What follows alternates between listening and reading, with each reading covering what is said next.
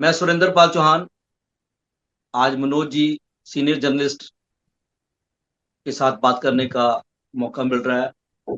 मनोज जी, मैं आपसे जानकारी चाहता हूं कि जैसे हरियाणा के विधानसभा चुनाव आ गए हैं, तो विधानसभा चुनाव चुनाव में भाजपा राष्ट्रीय पार्टी और कांग्रेस राष्ट्रीय पार्टी दो पार्टी हैं।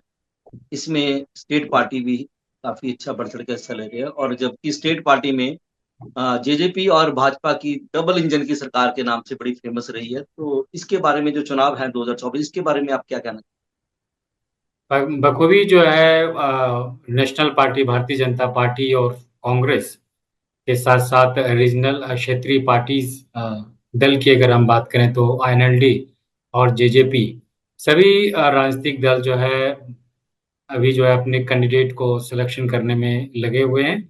और जहां उनको मौका मिल रहा है कि अगर दूसरे पार्टी के लीडर अगर अपने पार्टी में वो छोड़ते हैं तो वो अपने रीजनल पार्टी वो चाह रहे हैं कि वो अपने में शामिल कर ले। जहाँ तक रिसेंट डेवलपमेंट की अगर हम बात करें तो विनेश फोगाट और ने जो है कांग्रेस में शामिल हुआ, बजरंग पुनिया के साथ मिलके कांग्रेस में शामिल हुआ। तो अभी जो है लोगों का, चाहे स्पोर्ट्स पर्सन हो, फिल्म स्टार हो, चाहे विलेज के, चाहे सिटीज के जो प्रोमिनेंट लोग हो, वो कोई भी पॉलिटिकल पार्टी को ज्वाइन कर रहे हैं और समर्थन दे रहे हैं। और वो सोच रहे हैं कि उनका दल जो भी हो वो सत्ता में आए और वो अ, ताकि सत्ता में जो भी वो सामाजिक काम कर सके अपने तौर पे वो करना चाहे। तो अभी तो इलेक्शन का माहौल पूरा हरियाणा में बना हुआ है और सभी पार्टीज अपने अपने स्तर पे लगे हुए हैं कि वो किस तरह से आम आदमी तक जुड़ सके। अपना जो बात है, अपना जो वो मैनिफेस्टो है, या जो चाहते हैं कि जो इश्यूज है लोगों का उसको उठाए और उनको एड्रेस करे। अभी तो इसी तरह से सभी पार्टीज लगे हुए हैं। है? एक मनोज जी, जैसे आपने जानकारी दी है कि भी कोई जैसे खिलाड़ी हैं या फिल्म स्टार है, आज राजनीतिक पार्टियां इनके पीछे पड़ी हुई कि भी इनको टिकट दे रही हैं। तो क्या आपको वास्तव में लगता है कि इनका कोई पॉलिटिकल पार्टी के द्वारा जनता को कोई फायदा मिलने वाला है? जहाँ तक स्पोर्ट्स पर्सन की अगर हम बात करें तो हरियाणा में सभी राजनीतिक दलों ने स्पोर्ट्स पर्सन को उतारा। अगर हम सक्सेस रेट की अगर हम बात करें, जैसे बबीता फोगाट की अगर हम बात करें, योगेश्वर दत्त की अगर हम बात करें, तो भारतीय जनता पार्टी ने इन्हें उतारा था। योगेश्वर दत्त को 2 बार भारतीय जनता पार्टी ने उतारा था सोनीपत के कोई कॉन्स्टिट्यूंसी में। तो लेकिन कोई जीत का स्वाद स्पोर्ट्स पर्सन नहीं चख पाए। एक दो छोड़ करके, जैसे संदीप सिंह की अगर हम बात करें, तो हालांकि भारतीय जनता पार्टी ने मंत्री भी बनाया, लेकिन इस बार उनके खिलाफ जो एक महिला के खिलाफ, महिला ने जो इनके खिलाफ एक केस दर्ज किया था, मोलेस्टेशन का हो, तो उसको लेकर के भारतीय जनता पार्टी ने इस बार उनको टिकट नहीं दिया। तो स्पोर्ट्स पर्सन जहाँ तक हरियाणा की अगर बात करें तो को खास परफॉर्मेंस, इलेक्टोरल परफॉर्मेंस नहीं कर पाया है हरियाणा में। लेकिन जहाँ तक अगर विनेश फोगाट की अगर हम बात करें, तो विनेश फोगाट ने जिस तरह से महिलाओं के मुद्दे को लेकर के नई दिल्ली में प्रदर्शन किया, रेसलर के खिलाफ जो अ, एक रेशनल के रेसलर के साथ जो ये घटना घटी थी, उस मुद्दा को लेकर के जो नई दिल्ली में प्रदर्शन किया, इसको लेकर के नॉट ओनली हरियाणा की अगर हम बात करें, नॉट ओनली इंडिया की अगर हम बात करें, तो अक्रॉस वर्ल्ड, क्योंकि वो इंटरनेशनल खिलाड़ी थे, तो महिलाओं के मुद्दा को लेकर के उन्होंने जो प्रदर्शन किया, उनका अटेंशन पूरा इंटरनेशनली, नेशनली और स्टेट पे रहा। तो सभी लोग एक उनके प्रति एक सहानुभूति है। और जिस तरह से पेरिस ओलंपिक में उनका परफॉर्मेंस रहा और वहां पे भी गोल्ड और सिल्वर मेडल जीतते जीतते रह गई, और जो भी थोड़ा बहुत मिस्टेक्स रहे, 100 ग्राम्स का जो भी मामला रहे, तो इसको लेकर के भी विनेश फोगाट के प्रति एक स्पेशल सिंपैथी है लोगों में। तो इस बार लग रहा है कि कुछ एक पॉजिटिव हो। जिस तरह से संदीप सिंह एक अच्छे खिलाड़ी थे, अगर खिलाड़ी की अगर हम बात करें तो बहुत अच्छे खिलाड़ी थे। अगर इस घटना को, जो मोलेस्टेशन का महिलाओं एक कोच ने लगाया था, अगर वो घटना अगर छोड़ देते हैं तो संदीप सिंह जी का जो स्पोर्ट्समैनशिप रहा है वो बहुत बढ़िया रहा है, तो लोगों ने चाहा और उनको जिताया। तो जहां तक विनेश फोगाट की बात है, जिस तरह से आपको मैंने अभी नरेट किया, और उस समय भी देखा गया था जब वो प्रदर्शन कर रही थी महिलाओं के इशू को लेकर के, तो कांग्रेस के और जो रीजनल पार्टीज हैं, जो स्टेट पार्टीज हैं, सभी नेताओं ने, बड़े बड़े नेताओं ने उनके साथ गया था, सिंपैथी उनके साथ रहा था। और जिस तरह से भारतीय जनता पार्टी ने जो ट्रीटमेंट किया था, जो भी जिनके खिलाफ उन्होंने एलिगेशन लगाया था, तो भारतीय जनता जनता पार्टी को ये पता था कि जो भी हो, हालांकि इस बार अभी वो बोल रही है भारतीय जनता पार्टी कि ये जो इशू पॉलिटिकल इशू था, मुझे अभी पता था, शुरू से ही पता था। जब भारतीय जनता पार्टी को शुरू से ही पता था कि ये पॉलिटिकल मामला है, सभी पॉलिटिकल पार्टीज जो भी हैं, कांग्रेस हो चाहे आम आदमी पार्टी हो, उन्होंने रेसलर्स को सपोर्ट किया था, तो उस समय भारतीय जनता पार्टी को एक अपना कोई स्टेप लेना चाहिए, या जो भी उनका कंसर्न था, जो वो रेज कर रही थी, अगर वो एड्रेस भारतीय जनता पार्टी उस समय कर देती, तो शायद अभी ये बात बोलने का मौका नहीं मिलता। तो हो सकता था कि विनेश अगर फोगाट की अगर बात करें, अगर उस उनका एक्सप्रेशन है कि मैं पॉलिटिक्स में आऊं, तो हो सकता था कि भारतीय जनता पार्टी में भी वो जा सकती थी। क्योंकि जब वो मेडल जीत के आई थी, तो मैं प्रधानमंत्री नरेंद्र मोदी जी भी उनसे मिले थे और उनसे अच्छा खासा बात हुई थी, तो कोई बड़ी इशू नहीं होती। लेकिन जिस तरह से जो सिचुएशन, इस सिचुएशन को हैंडल किया गया, बहुत ही दुर्भाग्यपूर्ण रहा। तो तो ये कहानी है। और जहां तक स्पोर्ट्स पर्सन की बात है, कोई हरियाणा में कोई खास परफॉर्मेंस नहीं रहा है, लेकिन ये विनेश फोगाट की बात है, ये स्पेशल केस है मुझे ऐसा। एक मुझे बताइए कि मनोहर खट्टर जी लगभग 9.5 साल के लगभग वो मुख्यमंत्री रहे। अचानक से उनको रिजाइन करके नायब सिंह साहनी जी को लेकर आना पड़ा पार्टी को।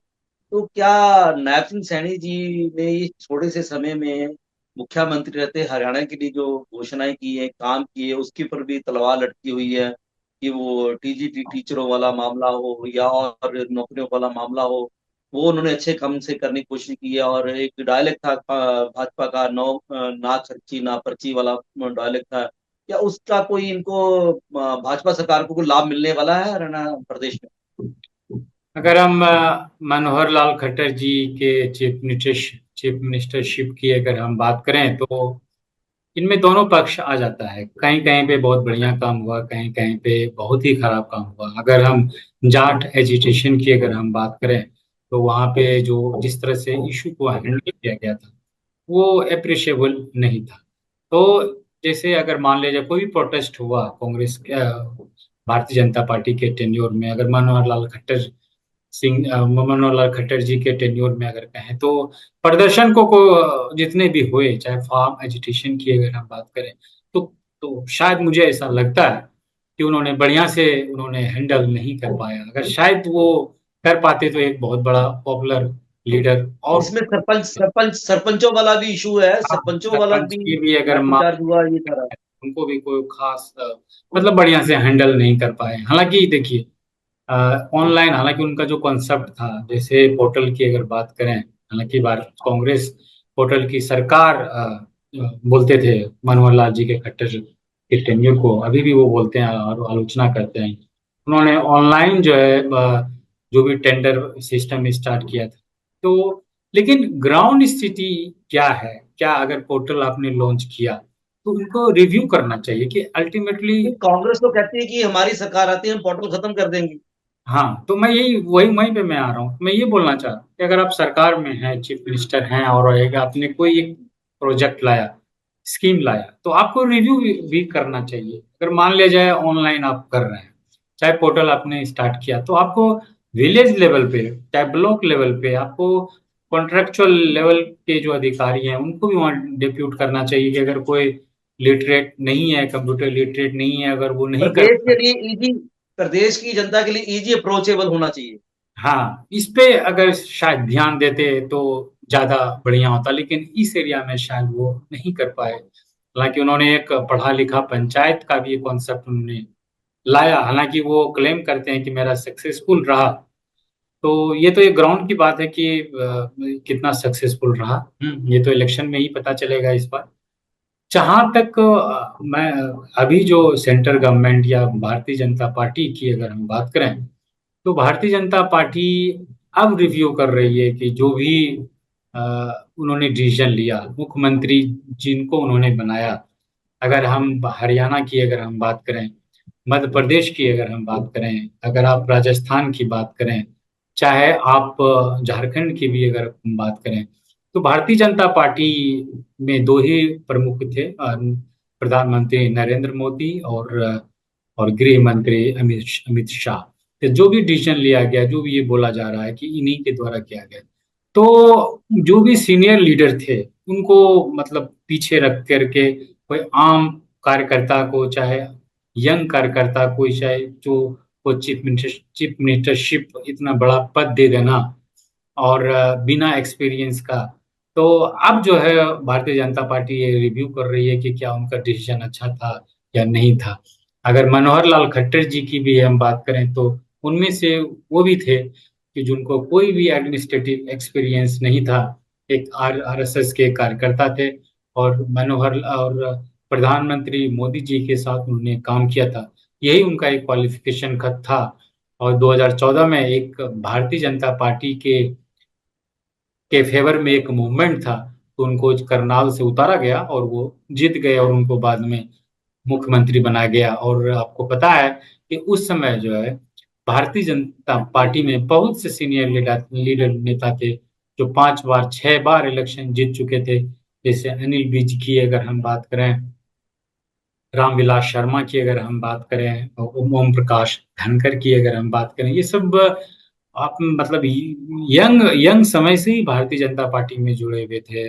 और धीरे धीरे करके मनोहर लाल खट्टर जी के अगर टेन्योर की अगर हम बात करें, तो उन लोगों को साइड लाइन किया गया। और अनफॉर्चुनेटली अगर कह सकते हैं, भारतीय जनता पार्टी के लिए ये रहा कि 2019 में जो असेंबली इलेक्शन हुआ था, अधिकांश जो है, जो भी कैबिनेट मिनिस्टर थे, वो सब हार गए थे। तो अगर आप काम करने के लिए नहीं दीजिएगा मंत्री को, और सीनियर सीनियर लीडर थे, और सभी पावर सेंट्रलाइज पावर कर दीजिएगा। अगर अभी की अगर हम बात करें, चाहे 9.5 साल के मनोहर लाल खट्टर जी के टेन्योर की अगर हम बात करें, तो आलोचना ये होती है कि कार्यकर्ताओं का, चाहे लीडर्स का, जो भी भारतीय जनता पार्टी के थे, 5 से 10% ही काम हो पाता था। जो भी ब्यूरोक्रेट्स था वो हॉबी था। तो बहुत से ऐसे चीज हैं जो अभी लोग को सामने आ रहा है। तो इस तरह से लोग आकलन करेंगे तो को खास ऐसा नहीं लग रहा है। ये बीजेपी सेंट्रल लीडरशिप को ये पता था कि जिस तरह से भारतीय जनता पार्टी का ग्राफ गिर रहा है लोगों के बीच में, तो सडनली उनको लोकसभा इलेक्शन के समय में उनको हटाना पड़ा। शायद अगर नहीं हटाते तो हो सकता था कि भारतीय जनता पार्टी जो 5 सीट लोकसभा जीती थी, हो सकता था एक या दो पे रह वो भी जाता। ना ले पाती। बिल्कुल ठीक। पर मैंने दूसरा प्रश्न किया था आपके, नायब सिंह सैनी एक अच्छा कार्यकर्ता, उनका एक्सपीरियंस भी है, जैसे मनोहर खट्टर जी के पास एक्सपीरियंस नहीं था, पर नायब सिंह सैनी के पास एक्सपीरियंस है। वो कह ले कि हरियाणा मिनिस्ट्री भी में भी रहे हैं, और मेंबर पार्लियामेंट भी रहे हैं, ओबीसी के नेशनल प्रेसिडेंट भी रहे हैं, और स्टेट के प्रेसिडेंट भी रहे हैं। उनका एक अच्छा एक्सपीरियंस, उनको टाइम बड़ा कम मिला पब्लिकली। यदि पब्लिक के अंदर जाते हैं, पब्लिक कहती है भी नायब सिंह सैनी को यदि यही साल 1.5 साल का समय मिल जाता, तो आज भाजपा का स्तर, जो पब्लिक कहती है 25-30 सीटों के बीच में है, तो ग्राफ बढ़ जाता है। क्या इसके बारे में आप क्या आप कहते हैं? सही बात ही बोल रहे हैं कि अगर 6 महीना पहले या 2 साल पहले अगर मनोहर लाल खट्टर जी को हटा दिए होते और इनको 2 साल काम करने का मौका मिलता, तो शायद इनके पास कुछ बोलने के लिए होता कि पिछले 2 साल में मैंने ये चेंजेस लाए। अगर अगर आप मान लीजिए कि मुश्किल से 60-70 दिन इन्होंने जो है इनका शासन रहा, 60-70 डेज रहा, क्योंकि लोकसभा के इलेक्शन के समय भी मॉडल कोड ऑफ कंडक्ट लगा था, और असेंबली इलेक्शन में भी मॉडल कोड ऑफ कंडक्ट लग गया। तो अप्रैल में आए थे, तो जब इनके पास कुछ ज्यादा टाइम नहीं मिला, लेकिन आप समझ सकते हैं कि इनका जो टेन्योर 60 डेज का रहा, तो आप आकलन कर सकते हैं कि जो भी मनोहर लाल खट्टर जी ने डिसीजन लिया था अपने टेन्योर में, 9 साढ़े 9 साल के जो टेन्योर में उन्होंने डिसीजन लिया था, अधिकांश डिसीजन को इन्होंने रिव्यू किया और विड्रॉ भी किया। तो आप समझ सकते हैं कि एक इन्होंने एक कार्यकर्ता के रूप में भारतीय जनता पार्टी में अपना करियर शुरू किया और अच्छे पद पे रहे, चाहे एमपी रहे, चाहे स्टेट प्रेसिडेंट भी रहे और मंत्री भी शायद थे और एमएलए भी थे। 2014 के बाद जो इन्होंने इलेक्शन जीता था। जी जी तो आप समझ सकते हैं कि इतने एक्सपीरियंस होते हुए भी इनको भी लगा कि जो भी खट्टर जी ने अपने टेन्योर में डिसीजन लिया वो वन साइडेड डिसीजन लिया। अगर आप ऑनलाइन के टेंडर की अगर हम बात करें, या सरपंचों जो एजिटेशन कर रहे थे या उनकी डिमांड की जी अगर हम बात करें, तो उनको विड्रॉ किया। उन्होंने भले जी कहा कि नहीं नहीं उनका जो है वो फंड बढ़ा देना चाहिए। तो बहुत से ऐसे डिसीजन थे लास्ट लास्ट समय में, इनको लगा कि हम जो है वो कर पाएंगे। लेकिन देखिए, जब आपके पास टाइम नहीं मिलेगा तो आप क्या कर पाइए। दूसरा नंबर, देखो एंटी अभी अभी अभी इनकम्बेंसी। मैं लास्ट बोलना चाह रहा हूँ, जी एंटी इनकम्बेंसी जो भारतीय जनता पार्टी के खिलाफ चल रही है, और खास करके मनोहर लाल खट्टर जी के खिलाफ जो वो चल रही है, ये लोगों को ज्यादा दिख रहा है कि ये 60 डेज इन्होंने जो काम किया, लोगों को ये पता ही नहीं चल पाया है। हालांकि टाइम ही नहीं है, लोगों के पास इंफॉर्मेशन भी नहीं पहुंच पाएगा। और 60 डेज में आप किसी के लीडरशिप को आप नहीं आंक सकते हैं। आप 7 साल, 8 साल, 9 साल, 10 साल अगर कोई भी आदमी काम कर लेता है तो आप उनके डिसीजन को, उनकी लीडरशिप को आप आंक सकते हैं। लेकिन और कितने कम समय। भाजपा के पास तो कार्यकर्ताओं की कमी नहीं है, भाजपा के पास तो कैडर की कमी नहीं है, भाजपा के पास तो पीछे जो इनकी मदर है, आरएसएस के भिन्न भिन्न संगठन है, उनके पास कमांड है पूरी। क्या उनके कार्यकर्ता द्वारा भी भाजपा की आवाज घर घर नहीं पहुंच पाई? जो इसके पीछे कारण है कि भी पब्लिक चाहती है इनको, पर इनके जो कार्यकर्ता नाराज हैं या कार्यकर्ता अपने टिकटों के चक्कर में फंसे रहे हैं, तो वो इनकी बातें भी, ये जो थोड़ा सा टाइम मिला नायब सिंह सैनी जी का, वो अपनी बातों को घर घर नहीं पहुंचा पाए, जो आपकी बातचीत से मुझे लगा। हाँ, आप सही बात बोल रहे हैं। मैं ये है कि 9.5 साल का टाइम बहुत टाइम होता है। इसमें जो लोगों में एक डिसअपॉइंटमेंट था, और खास करके कोई भी कार्यकर्ता हो, चाहे आरएसएस मेंबर हो, आप वो लोग भी तो रिव्यू करते हैं, इवोलुएट करते हैं लीडरशिप का कि इन्होंने क्या काम किया। आप किसी के पास, आप मान लीजिए कोई भी चीज आप मार्केट में जाते हैं, कोई भी बेचने के लिए आप जा रहे हैं, कंघी कंघी मान लीजिए आप बेचने के लिए जा रहे हैं, तो जिनके पास बाल है उनके पास आप गए तो बहुत बदले लेंगे कंघी। और जिनके पास बिल्कुल। बाल ही नहीं है, अब उनको आप कंघी कन्विंस कीजिएगा तो आप कितना आप बेच पाइएगा। एक दो लोगों को तो मूर्ख बना सकते हैं आप। हालांकि एक जी बोला जी। जाता है कि मार्केटिंग स्किल ये है कि आप कंघी उनको बेचिए जिनके पास बाल ना हो, तब आप मार्केटिंग स्किल बोला जाता है। लेकिन पॉलिटिक्स एक में। मेरा एक मनोज जी प्रश्न बड़ा उठ रहा मन में। एक इन्होंने अभी प्रैक्टिकल किया, एक सुदेश कटारिया जी जो सीएम के रहे हैं, इनके मीडिया चीफ मीडिया कोऑर्डिनेटर, वो जैसे एक समरसता वाला काम शुरू किया। क्या उसके आने से जो निचला वोट, जिसको पिछड़ापन वोट बोलते हैं, उसका लाभ भाजपा को मिल पाएगा कहीं पर? देखिए, कुछ ना कुछ तो फायदा होता ही है अगर कोई भी आप अभियान चलाते हैं तो। लेकिन जिस तरह से डिसअपॉइंटमेंट 9.5 साल का रहा इस सरकार का, राइट, और भारत और ओपोजिशन ने जिस तरह से संविधान विरोधी वाला एक मामला भारतीय जनता पार्टी के खिलाफ उन्होंने एक अभियान चलाया कि ये तो, जैसे लोकसभा इलेक्शन में आपको पता ही है कि एक बीजेपी का एक बोलना था कि 400 पार। सबने पूछने लगा भाई 400 पार क्यों चाहिए। तो इसको इसको लेकर के आपको पता ही है कि सेंट्रल लीडरशिप, जो सेंटर जो भारतीय जनता पार्टी को बखूबी जो है हार का सामना करना पड़ा। बहुत से सीट पे बहुत हार गए, खास करके जो 80 वाला जो सीट था, ओबीसी वाला जो सीट था, जिसमें भारतीय जनता पार्टी की करारी हार हुई है। तो वो चीज इस तरह से वो फैला हुआ है।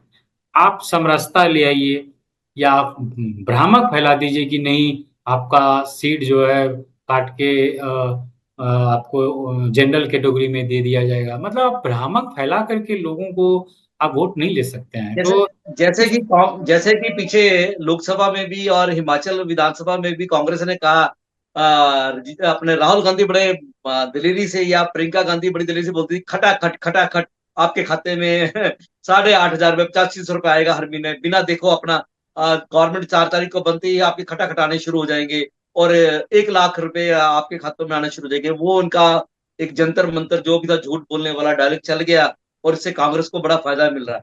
और ये 400 की सपने ले रहे थे वो, जैसे अटल जी के टाइम में एक शाइनिंग इंडिया वाली बात चली थी, वही 400 वाली अब चल गई है। तो कहने का भाव है कि अभी क्या पब्लिक के अंदर, जनता के अंदर जागृति पैदा हुई है? इतना कुछ देखने के बाद भी ये लोगों के अंदर जो जागृति आनी चाहिए, वोटर के अंदर जागृति आनी चाहिए, वो क्या आप महसूस करते हैं कि वो जागृति पैदा हुई? देखिए, आम आदमी की अगर हम बात करें, चाहे मिडिल क्लास की अगर हम बात करें, तो मिडिल क्लास अपना रोजमर्रा का जो जिंदगी होता है, जो भी उनका काम होता है, उन्हीं में वो इन्वॉल्व रहते हैं। मान लीजिए कोई लोअर मिडिल क्लास ले लीजिए, वो तो ज्यादा पॉपुलेशन तो उन्हीं का है। चाहे आप लोअर क्लास ले लीजिए, वो अपने हाँ, काम पे ही ज्यादा ध्यान देते वोटर हैं। भी वही है, वास्तव में वोटर भी वही है उनका। वास्तव में वोटर वही है, तो उनको ज्यादा, ये सबसे ज्यादा उतना फर्क नहीं पड़ता है।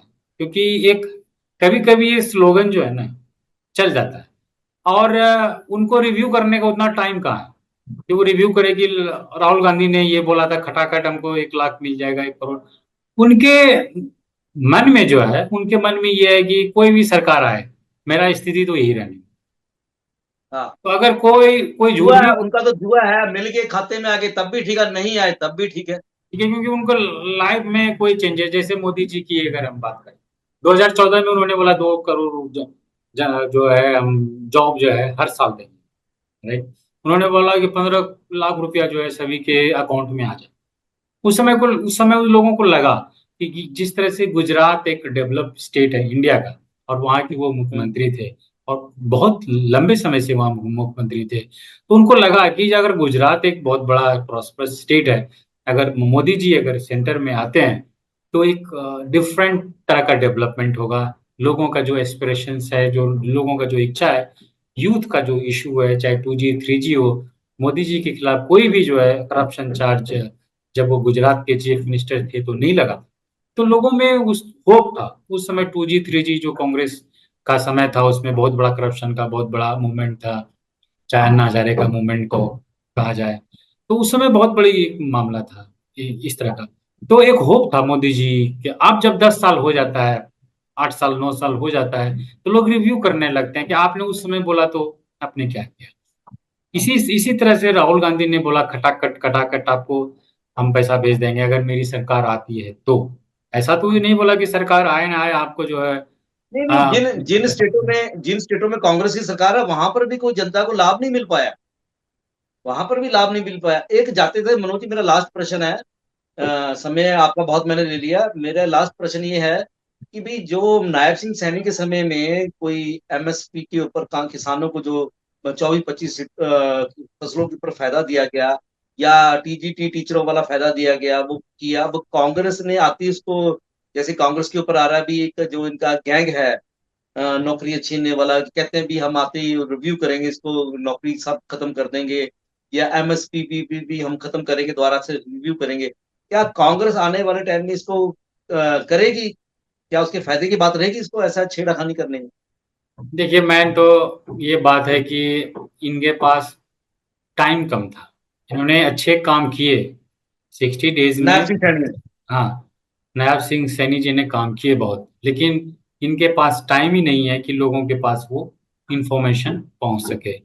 जहां तक नए सरकार में अगर मान लिया कांग्रेस आती है, तो स्वाभाविक है कि जो भी इनके डिसीजन थे, हालांकि इमिडिएटली कोई स्कीम हो, चाहे जो भी हो, रिक्रूटमेंट हो, तो इमिडिएटली कुछ होता नहीं है, एक टाइम लगता है। सिर्फ बोलने के लिए होता है। हम हर पॉलिटिकल पार्टीज बोलते हैं जैसे ही मेरी सरकार बनेगी 24 घंटा में हम आपको फार्मर्स इशू सॉल्व कर देंगे, चाहे जॉब दे देंगे, ये सिर्फ बोलने के लिए होता है।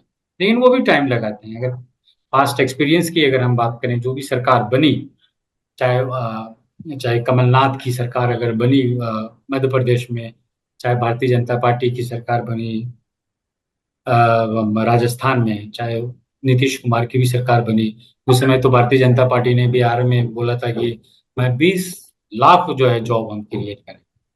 लेकिन अब 20 लाख जॉब कहाँ है, लोग को पता ही नहीं है। लेकिन उन्होंने प्राइवेट प्राइवेट सेक्टर की बात बोली थी, लेकिन प्राइवेट सेक्टर में भी तो जॉब लाइए। तो बिल्कुल। हाँ, तो कोई भी सरकार है वो अपने स्तर से रिव्यू करती है, और उसी आधार पर डिसीजन लेती है। तो अभी इसके बारे में कुछ भी बोलना वो जल्दी होगा।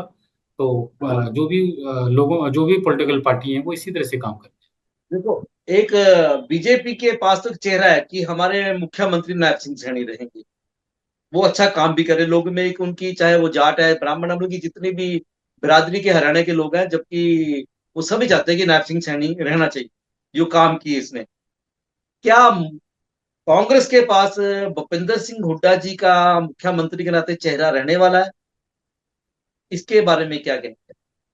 नहीं, ये तो बात है ही कि अगर कांग्रेस की सरकार बनती है तो भूपेंद्र सिंह हुड्डा ही चीफ मिनिस्टर बनेंगे, ये तो। क्योंकि उनके पास जो भी जिस आप जैसे टिकट डिस्ट्रीब्यूशन ले लीजिए, तो वो अपने सपोर्टर्स को ज्यादा से ज्यादा जो है वो टिकट दे रहे हैं। तो स्वाभाविक है, ज्यादा टिकट देंगे तो उनके फेवर में ज्यादा लोग आएंगे। हालांकि तीन ग्रुप माना जा रहा है कि सुरजेवाला ग्रुप है, चाहे सैलजा ग्रुप है, भूपेंद्र हुडा ग्रुप है, सभी अपने अपने सपोर्टर को ज्यादा से ज्यादा टिकट दिलवाना चाह रहे हैं। अगर हम 2019 की अगर हम बात करें तो कांग्रेस पार्टी ने लगभग 28 या 30 31 सीट जीता था। तो उसमें भूपेंद्र सिंह हुडा जी की जो फेवर में थे वो लगभग 27 28 एमएलए उन्हीं के फेवर। बिल्कुल। तो स्वाभाविक है कि आपके पीछे अगर एमएलए रहेगा तो चीफ मिनिस्टर तो आप ही बनिएगा। जहां तक नायाब सिंह सैनी जी का बात है, तो इनको टाइम नहीं मिला। ये बहुत बड़ी डिसएडवांटेज है भारतीय जनता पार्टी के लिए कि इनको टाइम नहीं देना। लोगों को पता नहीं लग पाया कि ये क्या करेंगे, क्या किए। लोग को उतना शायद पता नहीं है कि क्या, सिर्फ एडवर्टीजमेंट के माध्यम से अगर आप बोलिएगा कि नहीं बहुत विकास हो गया। अभी जो है नायाब सिंह सैनी के लिए बोलने के लिए बात नहीं है कि मैंने क्या किया। वो ज्यादा भी हम्म, अगर हमें 5 मिनट अगर बोलिएगा कि बोलिए आप कि आपने कहा क्या काम किया, तो वो सिर्फ 9.5 साल में जो खट्टर जी की जो सरकार रही थी उनमें जो भी उनको लगता है अचीवमेंट है उन्हीं के बारे में बोलते हैं। जबकि उनको तो जनता ने जो है रिजेक्ट कर दिया।